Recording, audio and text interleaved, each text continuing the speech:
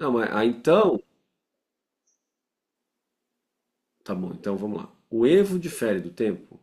Quanto ao quinto, assim se procede. Parece que o evo não difere do tempo. Agora a gente vai ter que entender o que é evo aqui embaixo, ó. Tomás vai dizer que o evo e o tempo são a mesma coisa. O que é tal estado de evo? Com efeito, vamos lá, objeções. Com efeito, diz Agostinho. Aonde? Aonde? Sobre as gentes, né? No capítulo 8. Deus move a criatura espiritual no tempo. Deus move a criatura espiritual no tempo. Ora, se é espírito, não tem matéria. Certo, Natália? Se não tem matéria, como é que está submetido ao tempo? Nós sabemos pela mudança de raciocínio, certo, Nayara? Então, ora, evo significa medida de substâncias espirituais. Então, quando se pensou, isso vem do platonismo, tá bom? Isso vem lá do Platão. Evo significa a medida das substâncias espirituais. Portanto, como é que eu vou medir o tempo de um anjo?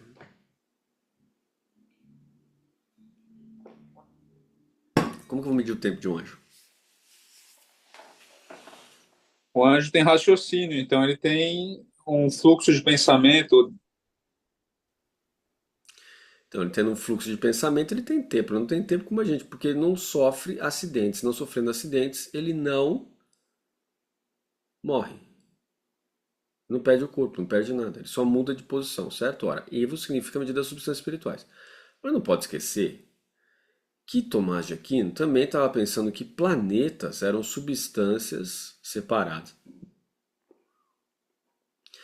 E na época dele se usava muito o Evo também numa discussão sobre órbitas de planeta, tempo de estrela e etc. E a gente não pode esquecer também que Galileu Galilei não tinha aparecido ainda. Portanto, a ideia deles é que era geocêntrica.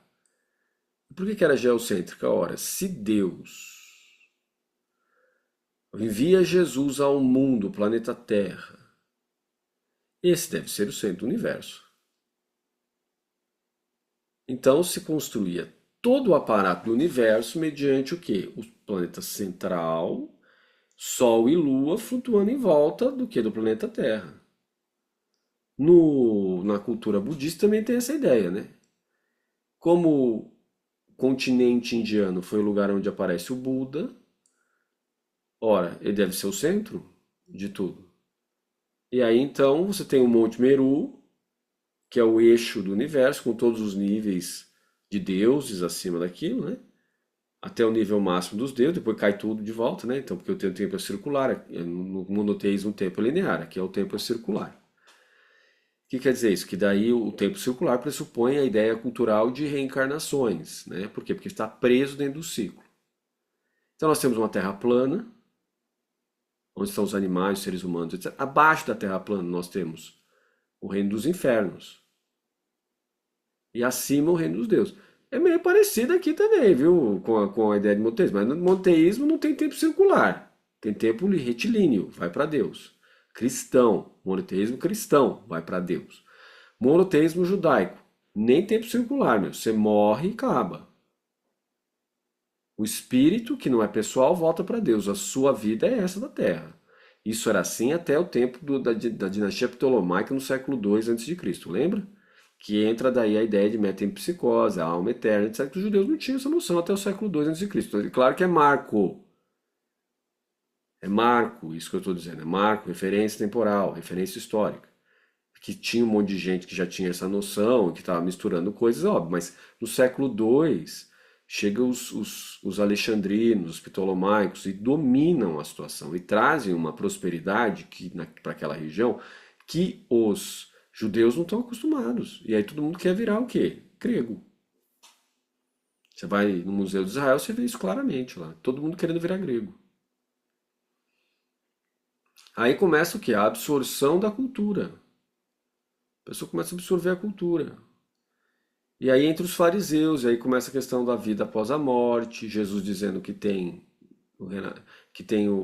a ressurreição dos mortos e assim por diante, certo?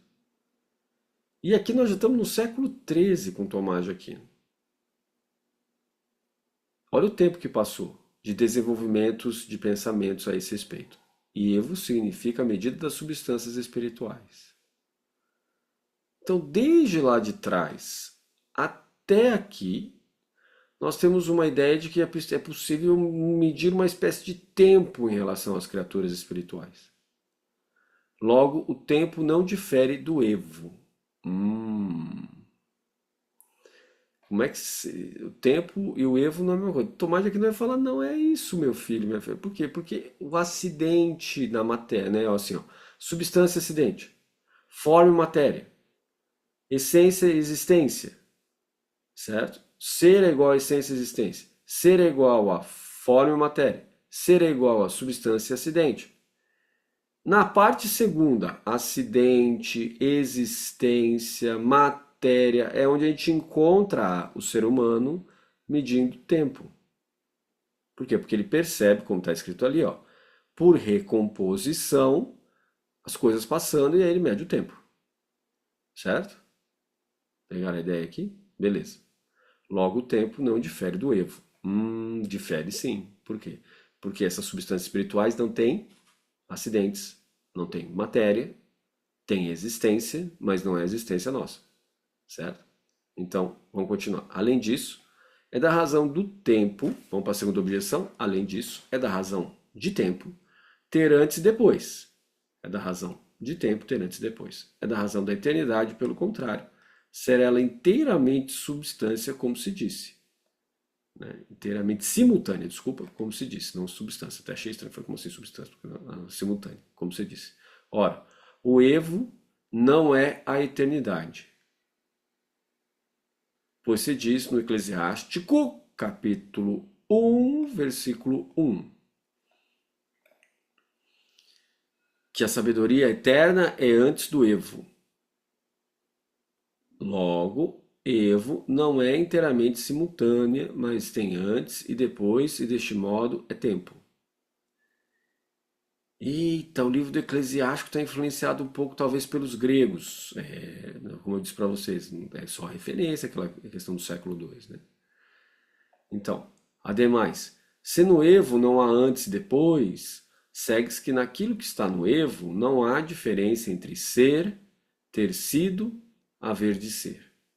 Ademais, se no Evo não há antes e depois, segue-se que naquilo que está no Evo não há diferença entre ser, ter sido, haver de ser. Entre ser, presente, ter sido, passado, haver de ser, futuro. Certo? Como é impossível não ter existido o que está no Evo, seria igualmente impossível não existir no futuro, o que é falso, pois Deus pode reduzi-lo ao nada. Que argumento muito louco. Que argumento muito louco. O cara dá uns jump no meio do caminho aqui. É um parkour. É um parkour da argumentação. Dá jump, vai pulando. Olha. Se no Evo não há antes e depois, tá? Por que não tem antes e depois? Né? Então, segue-se que naquilo que está no Evo não há diferença entre ser e ter. Como é impossível não ter existido o que está no Evo, seria igualmente impossível não existir no futuro, o que é falso, pois Deus pode reduzi-lo ao nada. Olha, há uma certa razão no que ele está falando, mas dentro de raciocínio, né? Ele está confundindo aqui as coisas entre matéria e forma, entre substância e acidente, né? Entre ser, entre essência e existência. Ele está confundindo, né? Por isso que essa tá uma salada aqui. Ademais, como a duração do que está no Evo é infinita com respeito ao depois, se o Evo é inteiramente simultâneo, segue-se que algo de criado é infinito em ato. Ora, isso é impossível. O Evo então não difere do tempo. Com a duração do que está no Evo é infinita com respeito ao depois, se o Evo é inteiramente simultâneo, segue-se que algo de criado é infinito em ato.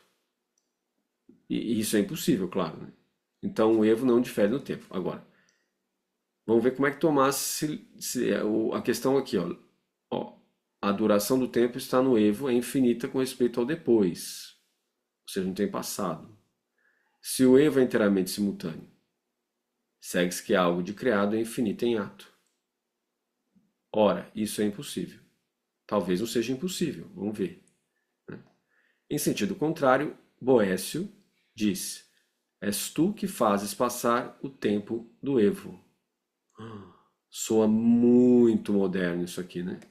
És tu que faz passar o tempo. Mas também sou escolástico. Por quê? Porque aqui, ó. Aqui tá aqui, ó. A razão a recompõe, mas não a inventa.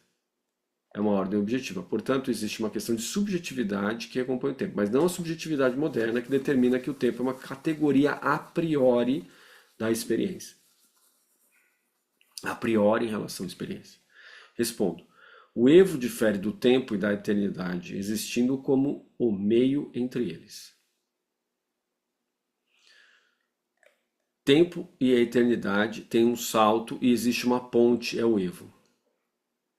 E alguns assinalam essa diferença dizendo que a eternidade não tem começo nem fim.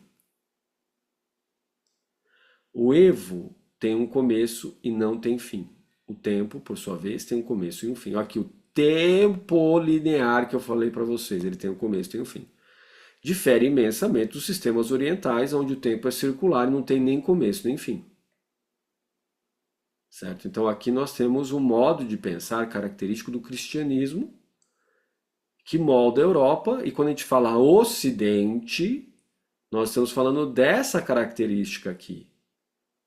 O pensamento ocidental tem como ideia o tempo retilíneo, em função de uma soteriologia de Cristo, em função de uma orientação de tempo dado por Cristo, revelado por Cristo. Certo? Então, mas quando a gente fala de tempo circular, estamos falando de Oriente. Aí alguém vai dizer assim, não, mas como é que fica os muçulmanos? Porque Jesus está lá dentro dos muçulmanos como profeta. É isso mesmo. Aí como é que fica? Como não fica? Fica com problema na nomenclatura. Ocidente tem tempo, Oriente tem tempo circular. Depende, entendeu? Mas você usa como noção geral. Mas, por exemplo, um caso de exclusão oriental seria os muçulmanos, né? Ah, mas o Eduardo Said com orientalismo, etc., que quando chama de Ocidente quer dizer que é superior. Por quê? Porque pensa a coisa como revelação. Mas aí vem a modernidade, tira fora a revelação, dizendo nós não precisamos da revelação. Mas mantém aquela coisa de eu sou superior. Por quê? Porque aqui eu tenho o logos, a razão. Aí vem o Hegel, né, com aquela ideia de razão estatal, a razão que modifica a sociedade, que estrutura a sociedade. Aí vem o Kant, com a ideia de subjetivismo que tem dentro do ser humano, porque os orientais não chegaram nesse ponto, tá bom? Então, tá aí, ó. Parte do motivo tá aqui. Mas é parte do motivo. Por quê? Porque aqui não permite a ideia de superioridade. Né? Mas aí o ser humano, em função do seu egoísmo, cria a ideia de superioridade e aí começa a colonizar as demais nações a partir da noção de que eles são melhores do que os outros. Na contramão do que disse Jesus, entre vocês, que o maior seja o último, que o chefe seja o servo de todos, certo? Não é essa a ideia, a ideia é dominar. Né? Então, vai na contramão daquilo que Jesus falava. Mas fala que é cristão, mas vai na contramão daquilo que Jesus fala? É. E como é que fica? Não fica. Como assim não fica? Não fica. Por que não fica? É porque a pessoa chama de cristão. E aí não tá nem aí com o pobre, não tá nem aí com a natureza, né? Não tá nem aí com a vida. Como é que pode, né? Mas pode, né? Porque fala que é, né? Agora, a coisa mais bizarra do universo, a coisa mais bizarra que eu já vi na minha vida é pornô cristão. Filme pornô cristão. Do que nós estamos falando? Aí a pessoa pega e fala assim pra você, não, mas é bonito isso aí. Por quê? Porque é pra manter o casal, entendeu? A manter o casal? Você coloca lá um filme pornô, tá só você e sua mulher, não é pecado, é os dois só que estão ali e se vê. Oh, e Jesus esqueceram de Jesus de novo. Jesus é o cara mais esquecido que tem no cristianismo, parece, né? O fundador é o mais esquecido de tudo. Ouviste o que foi dito aos antigos, não cometerás adultério. Todo aquele que olhar para uma mulher desejando no seu coração já cometeu adultério com ela, mas isso não é problema, não é verdade? Qual que é o problema com isso? Ah, nenhum, né? Não é problema não. Deus perdoa tudo, Deus perdoa tudo. Mas existem consequências das ações. Ê, cambada de doido. Ainda cria todo o mercado, viu? Tem todo o mercado aí de pornô cristão. Para com isso. Para com isso. Vai ter gente falando assim, ah, põe ele radical, esse professor. Não é só radical, a questão é que tem uma lógica dentro do sistema. O sistema é fundamentado em cima de revelações. A revelação, uma das revelações é não cometerás adultério. Mas se você olhar para uma mulher, já comete adultério com ela, e vale para homem também. Então, o que acontece? Não dá. Não dá. É claro que vale para homem, né? Jesus está direcionando isso aí para o homem. Mas inverte para a mulher, mesma coisa, né? Ah, mas aí quem consegue entrar no reino dos céus? É a mesma pergunta que fizeram os apóstolos para Jesus logo depois de ele ter falado isso. Ele falou assim: olha, para o homem é impossível, mas a Deus tudo é possível. O que ele está dizendo? Confia e faça, e espera que a graça modifique a sua substância, modifique a sua essência. Então, mas já foi dito, essa diferença é acidental. Pois se o que está, ó, acidental não é acaso. A gente pensa, a gente lê Tomás de Aquino assim, eu não entendo o que ele quer dizer. Acidental é o acaso, é substância acidente. Substância e acidente, acidente e substância. Lembra substância e acidente? Lembra?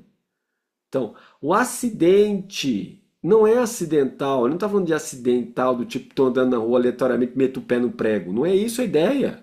Estou andando na rua, vem um passarinho, puf, na minha camiseta preta bonita. Não é essa a ideia que está aí. A ideia que está aqui é substância acidente. Ou seja, tem algo por baixo que sustenta e aquilo que está no tempo vai sendo modificado. Ó. Mas foi dito, essa diferença é acidental. Pois se o que está no Evo tivesse sempre existido, eu viesse a existir sempre, como alguns o pressupõem, ou se viesse a desaparecer, o que é possível somente para Deus, mesmo nesse caso o Evo se distinguiria da eternidade do tempo. Porque ele está dizendo aqui, o Evo tem um começo e não tem um fim. Ó, aqui, ó. Logo é diferente. Ah, não é diferente, professor, é a mesma coisa. Não é a mesma coisa, ó. Até eu deixar aqui, ó, para doer o zóio. Certo? Porque ele tem um começo, mas não tem um fim. Tem que lembrar que a medida daquilo que se pensava das substâncias separadas, de acordo com o livro Lambda do Metafísica do Aristóteles. Eva é medida de tempo astronômico na época de Tomás de Aquino. É medida de planeta, de estrela e etc. Certo? Então, hoje não se fala mais disso. Mas a gente usa o quê? As relações de tempo relativo de Einstein. Então não é que caiu fora a ideia de Evo. A ideia de Evo permanece aqui na modernidade. Mas é um tempo diferente do nosso. Nós medimos as coisas hoje em termos de tempo de velocidade de luz. Certo? Lembra? O terror do vestibular, velocidade de luz, velocidade relativa. Então, o Evo tem um começo e não tem um fim. Certo? Outros assinalam essa diferença entre os três. A eternidade não tem antes nem depois. O tempo tem antes e depois, com renovação e envelhecimento. O Evo tem antes e depois, mas sem renovação nem envelhecimento. Olha lá, o Evo tem antes e depois, mas sem renovação e sem nem envelhecimento. Que é aquela coisa que o Guilherme tinha falado, que é a questão da mudança de lugar, modo de pensar do raciocínio de um anjo, por exemplo. Ele tem uma longa. Ele não é a eternidade divina que está lá nele, né? Não é como Deus. Mas ele tem. Ele não morre. Basicamente imortal. Então, o que, que ele tem? Ele tem um tempo que tem um começo na sua criação. Olha lá, tem um começo. Mas ele não morre, não tem um fim. Portanto, um anjo é medido a partir do seu Evo, certo? Pegaram a ideia agora? Ah, agora entendi. Entendeu? Aí, que bom. O Evo tem antes e depois, mas sem renovação e envelhecimento. Essa posição, porém, é contraditória. A contradição fica clara se renovação e envelhecimento são referidos à própria medida. Como antes e depois não podem ser simultâneos, se o Evo tem antes e depois, é inevitável que ao se retirar um, o outro chegue como algo novo, e assim haverá renovação no Evo, como no tempo. Certo? Pegaram aqui a ideia, né? Se você tira um referente, aparece o outro, imediatamente você está. Aí voltou, a mesma coisa que o tempo. Se os termos se referem às coisas medidas, a conclusão ainda é inadmissível. Pois, se a coisa temporal fica envelhecida com o tempo, é porque tem o ser mutável e é a mutabilidade do medido que introduz na medida o antes e depois, como esclarece o livro 4 da Metafísica. Ui, da Metafísica não, da Física. Física que lida com o tempo, lembra? Aí a Natália tá assim, mas espera aí, se lida com o tempo, a física, a metafísica lida com o quê?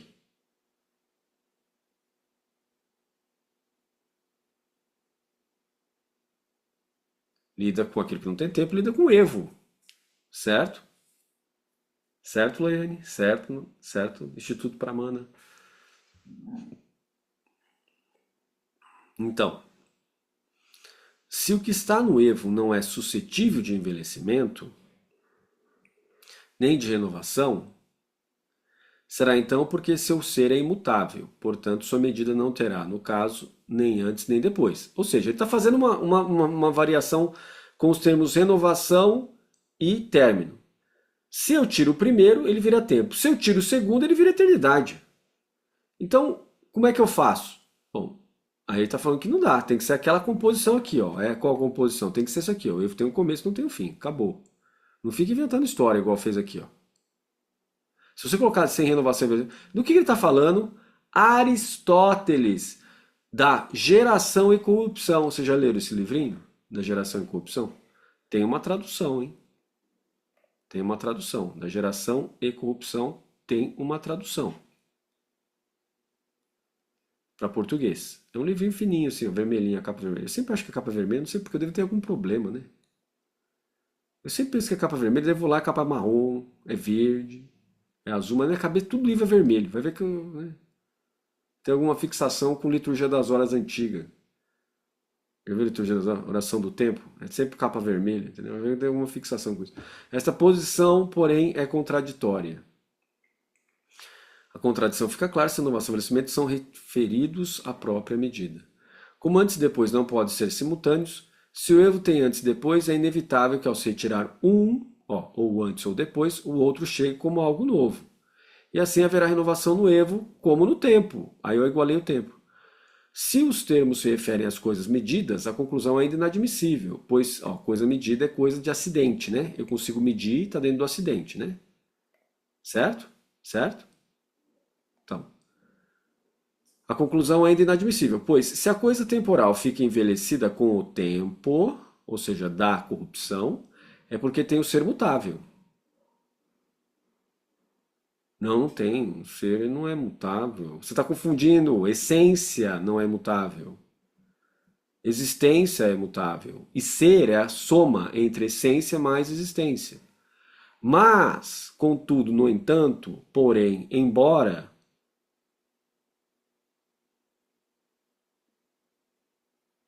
sendo assim, mesmo assim, nós temos ainda a questão de que só Deus é essência imutável, todo o resto é mutável. Portanto, se você muda a existência, você afeta a essência também, certo? Só Deus tem a essência imutável.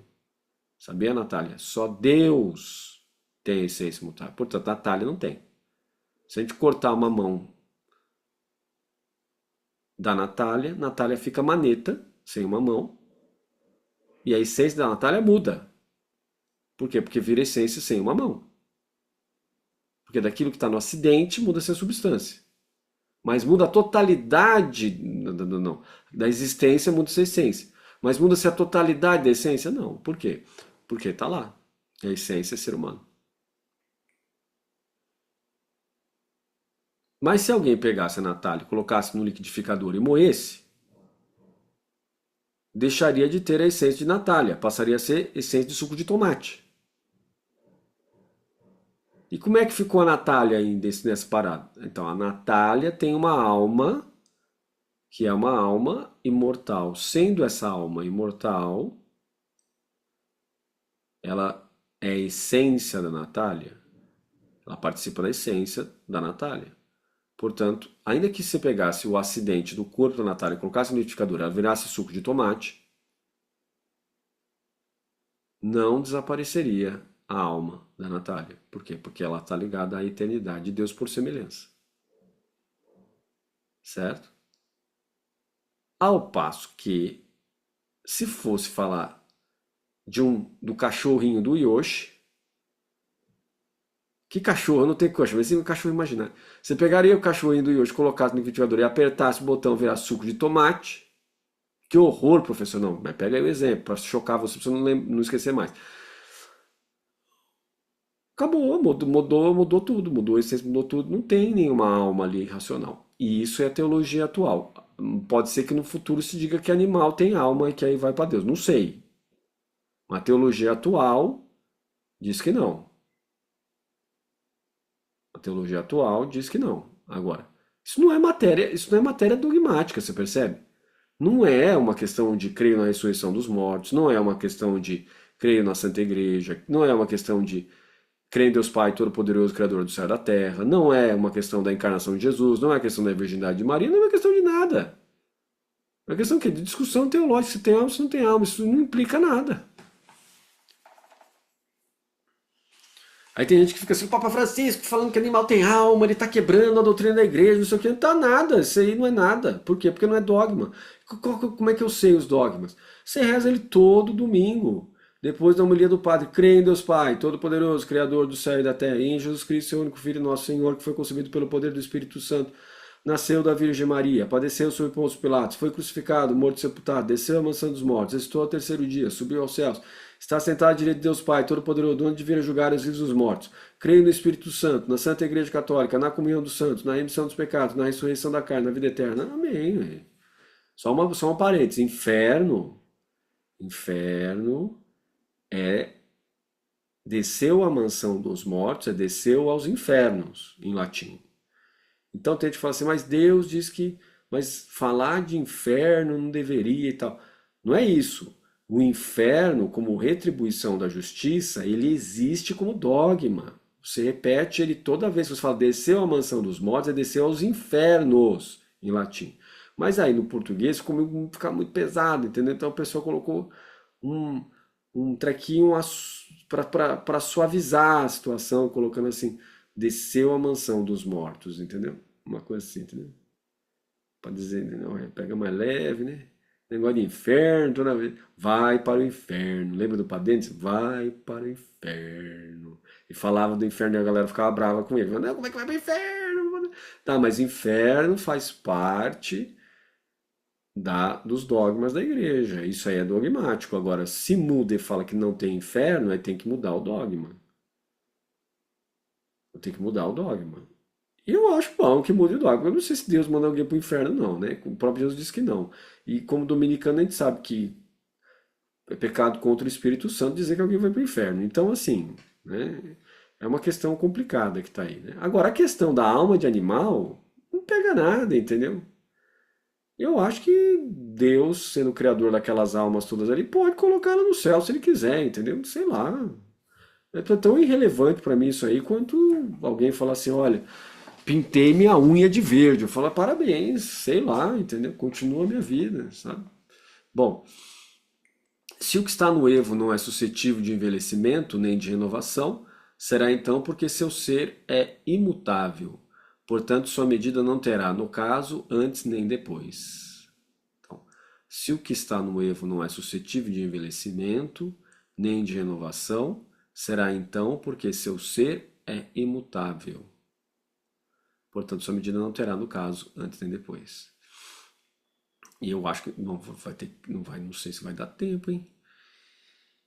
Então, olha, a questão dos animais sofrendo é uma questão que a gente tem que resolver, né? Então, os animais nas florestas, os animais nas queimadas, os animais nas cidades, isso tem que ser resolvido. Por quê? Porque Deus colocou os animais sob a responsabilidade do ser humano. E que eu me lembre, e eu acho que você também se lembra, você não é capaz de criar um gato, nem um cachorro, nem um macaco, nem nada a partir do nada, né? Você consegue? Faça-se um cachorro, ele aparece na sua frente, só se for na sua imaginação, né? Agora, na prática, não vai, né? Então, se a gente não tem o poder de criar, a gente não pode destruir. Isso tem que ficar claro para o católico. Isso tem que ficar claro para o cristão. Se a gente não cria, a gente não pode destruir. E o que eu faço então? Dá um jeito, resolva. Tem o cérebro para quem? Tem que dar um jeito de resolver. Tem que criar sistemas. Tem que ser coparticipante da criação de Deus nesse ponto. Tem que criar com aquilo que tem. Ou seja, criar sistema para proteger esses animais e ser responsável o suficiente para não soltar esses animais de qualquer maneira na rua e abandoná-los no sofrimento. Então, isso a gente precisa resolver. E pouca coisa é resolvida assim. Quando a gente estava lá em Nazaré, lá em Israel, cheio de animal sofrendo, cheio de gatos sofrendo na rua, tudo detonado aqueles gatos. Cheio, nossa, isso aí você vai ver, tem uma questão nacional em Israel que os ingleses levaram os gatos para lá para matar rato. E aí perdeu o controle, perdeu a mão. Aí fica cheio de gato para todo lado, transmitindo doença, etc. E sabe o que as pessoas fazem? O jeito mais fácil de resolver, né? Como sempre, né? Que é o mais difícil, na verdade, só que não se ligou ainda. Mata. Taca veneno, taca paulada, mata, joga fogo em cima, judia dos bichos. Oi! Né? Judia é um termo pesado, né? Machuca os bichos. E eu não sei mais se é pesado o termo judia, não, porque eles estão fazendo com o palestino ali, não pode, viu? Mas não são os judeus que fazem isso, né? O governo de Israel, né? Então, continua sendo muito pesado o termo judiar, né? Então, a gente precisa ficar atento em relação a essas questões linguísticas, né? Então, a gente precisa ficar atento em relação a ferir ao outro. Ferir animal leva a consequências. Então, a gente precisa proteger os animais, dar um jeito de proteger isso para fora também, ou cobrando das autoridades, porque criem.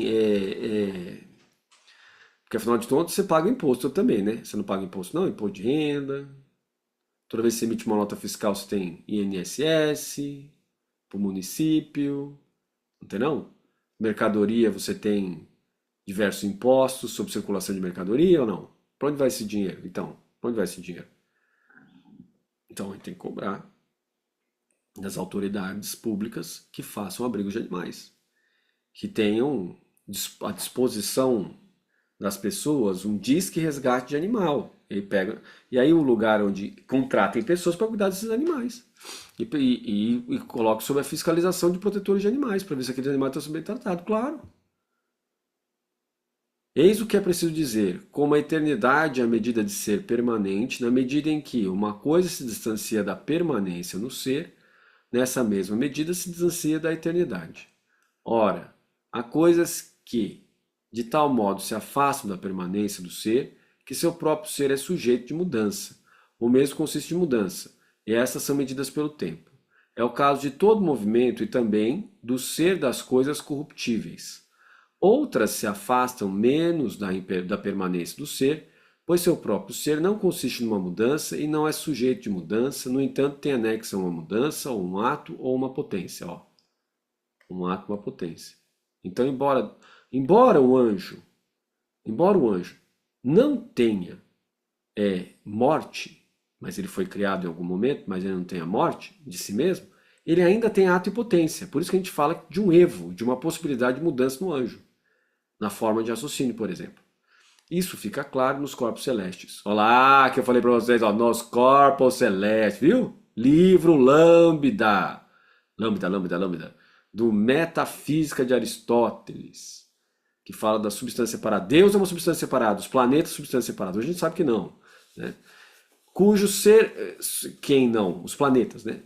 Cujo ser substancial é imutável, mas conciliam o ser imutável com a mudança local. Do mesmo modo, os anjos conciliam o ser imutável com a mutabilidade de escolha, pelo menos em razão de sua natureza, e com a mutabilidade de pensamentos, de suas afeições e seus modos e seu modo de lugares. Ó. Então nós vamos parar nesse ponto aqui, que aqui não vamos conseguir se fechar hoje não, viu? Tá complexo aqui a situação. Falar de anjo assim não é fácil, né? Então, nós vamos parar aqui, ó. Pip, vermelhão, tá bom? Aqui, ó. Paramos aqui por hoje. Certo? Porque aqui eu vou ter que entrar em questões complexas e depois nós temos que rebater primeiro, segundo, terceiro e quarto ainda, né? E ainda tem, ó, existe um único evo, os anjos participam de uma espécie de mesma medida de tempo ou não, né? Aí os planetas. Bom, a gente vai pegar planeta aqui, né? Depois chegamos na questão 11, a unidade de Deus. Tá bom? Aqui não é uma questão muito fácil, é um pouco complexo aqui de explicar algumas coisas. E aí a gente vai, então, para a nossa foto com o Guilherme. Guilherme já está pensando em assumir o seminário, como vocês estão vendo, ele está de clésima, olha lá, ele está de negocinho branco, está virando padre. Parabéns, Guilherme. Está entrando para a ordem franciscana, está de cinza. Vamos tirar foto.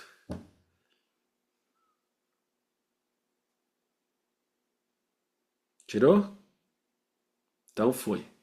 Beleza, então. Até amanhã. Talvez seja às 8, talvez seja às 9, tá bom? Vai depender se eu aguento acordar. Na hora que eu acordar, nós, né, toma, escova o dente, né, aí, né, vem pra cá, tá bom? Beleza, então. Até mais. Tchau.